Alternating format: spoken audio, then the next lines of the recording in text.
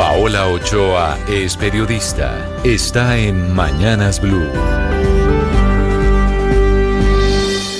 6:51 a.m. Primero se saltaron la regla fiscal, después destrozaron el marco fiscal de mediano plazo, luego presentaron un presupuesto desfinanciado por 2 años consecutivos y ahora sacan una emergencia económica a la brava con impuestos zombies, es decir, impuestos que ya se habían muerto con el hundimiento de la reforma tributaria, pero que reviven en este decreto de emergencia para conseguir los 16 billones de pesos que le faltan al presupuesto del año entrante. Menos del 3% del presupuesto total, que según el cuarto ministro de Hacienda, Germán Ávila, tienen supuestamente en riesgo desde los pagos del sector salud hasta los pagos de los subsidios de energía para los estratos 1, 2 y 3, poniendo así, por ejemplo, nuevo gravamen a los movimientos financieros, que pasan del 4 por mil al 5 por mil, lo que supone un golpe a la yugular para la bancarización en el país y que llega justo después de que el gobierno desistiera de su propuesta de aplicar una retención del 1.5% a las billeteras digitales como Nequi, como DaviPlata o como el nuevo sistema de pagos breve, que actualmente cobran el 4 por mil para movimientos superiores a los 3.236.000 pesos mensuales y que ahora pasarán a cobrarnos el 5 por mil.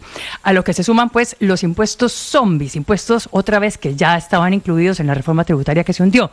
Impuestos que reviven como por ejemplo los mayores impuestos al licor, vinos y aperitivos, que serán alrededor del 30% por botella y que además incluyen nuevas sobrecargas dependiendo del grado alcoholimétrico. También mayores impuestos a los cigarrillos y al tabaco, que vienen a razón de 11.200 pesos por cartón de 20 cigarrillos, impuesto a la primera venta de la extracción de hidrocarburos y de carbón, impuestos otra vez a los juegos en línea de suerte y azar, impuestos al patrimonio desde los 2.000 millones de pesos y con tarifas que aumentan progresivamente hasta el 5% y claro, el nuevo impuesto al patrimonio para las personas jurídicas, que era hasta el momento algo exclusivo de las personas naturales y de las sociedades extranjeras, pero que ahora el gobierno vía emergencia quiere poner a pagar también a las empresas del país que tengan un patrimonio superior a los 2.094 millones de pesos.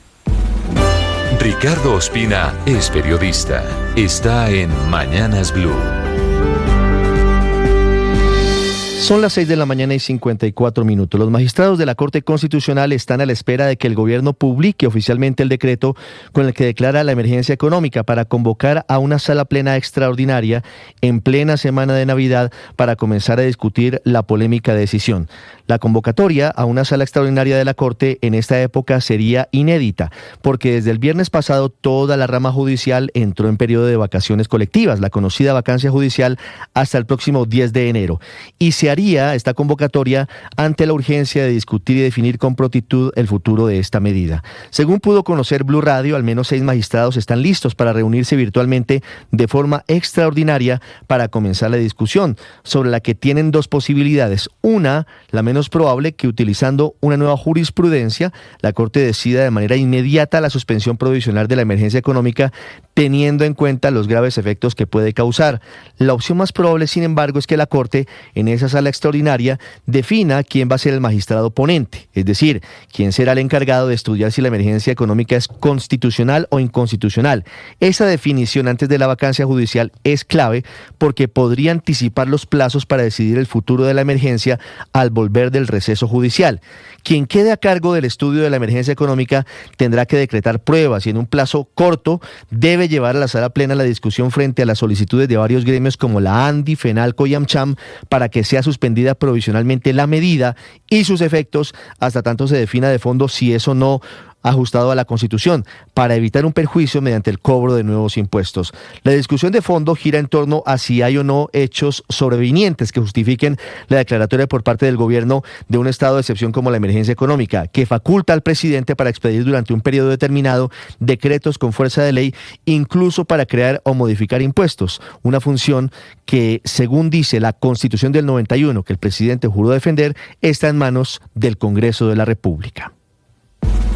Camila Carvajal es periodista. Está en Mañanas Blue. 6:56 a.m.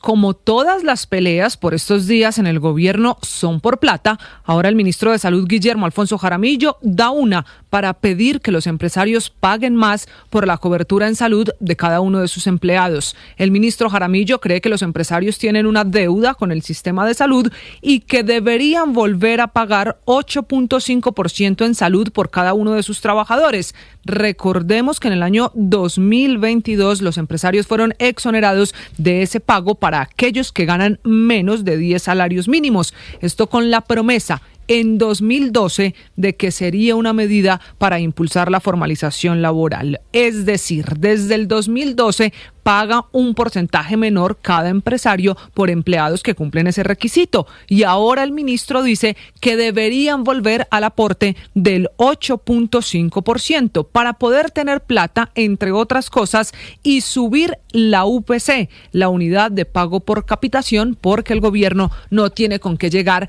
al porcentaje que piden todos en el sector salud. Antes de 2014, bajo el esquema creado por la Ley 100, la cotización al sistema de salud en el régimen contributivo era del 12.5% del salario del trabajador. De ese total, el trabajador aportaba el 4% y el empleador, es decir, los empresarios, el 8.5%. Ahí cambiaron los porcentajes y lo que dice Jaramillo es que eso que dejaron de pagar los empresarios lo asumió el gobierno y que ahora no hay plata, que por eso deben volver los empresarios al 8.5%. La tesis de Jaramillo se da para sustentar, entre otras cosas, por qué la crisis financiera del sistema y por qué no se ha tomado la decisión sobre el futuro de la UPC, que también es una decisión política que va a demostrar para dónde el gobierno quiere llevar este sistema de salud.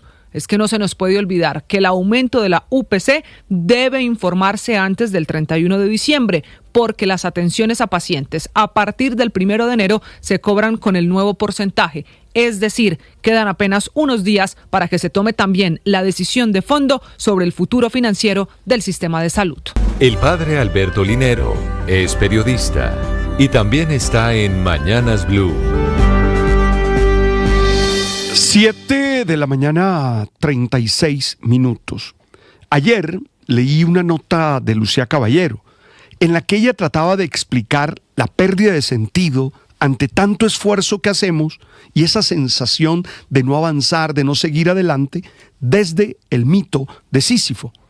Y la verdad me encantó porque he leído varias veces este mito. Leí el texto de Albert Camus sobre el mito de Sísifo y creo que vale la pena entrarle y ver cómo encontramos en ese mito razones para seguir adelante en nuestra vida diaria. Tengo claro que por estos días muchos pueden estar experimentando una fatiga que no se quita durmiendo, un cansancio físico que no es ausencia de vacaciones, es levantarse cada mañana con la sensación de empujar una piedra que vuelve a caer a lo largo de la jornada. A eso, algunos lo llaman sisifemia, vivir en el esfuerzo constante sin progreso visible, trabajar mucho sin sentir que algo realmente cambia, moverse sin llegar. Esta sisifemia no es pereza ni incapacidad. Al contrario, suele habitar en personas responsables, personas comprometidas, personas trabajadoras, gente que cumple, que se exige, que no se rinde. Y aquí está de nuevo el mito. ¿Te acuerdas que en Camus es una invitación a entender que el absurdo forma parte de la existencia y que hay que enfrentarlo? Porque el problema no es el sinsentido. Cuando el trabajo, la rutina o incluso la vida misma se convierte en una repetición interminable, el alma empieza a desgastarse, no porque falte firmeza, no porque falte claridad, sino porque falta propósito. ¿Qué hacer? Es la pregunta. Y yo creo que lo primero es ser capaz de preguntarnos ¿qué estoy haciendo? ¿Y por qué lo estoy haciendo? ¿Para qué lo estoy haciendo? Es decir, conectar con el propósito. Eso es lo primero. Lo segundo, para mí, es necesario detenerse.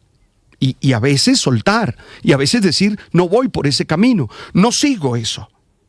Y siempre es fundamental ser conscientes de la vida. Ojo, el tema es que no podemos vivir en automático, no podemos ser autómatas, no podemos ser robot. A mí me parece fundamental el mito porque Sísifo de alguna manera está condenado. Tú y yo tenemos esa condición, pero tenemos la capacidad de soltarnos de ella.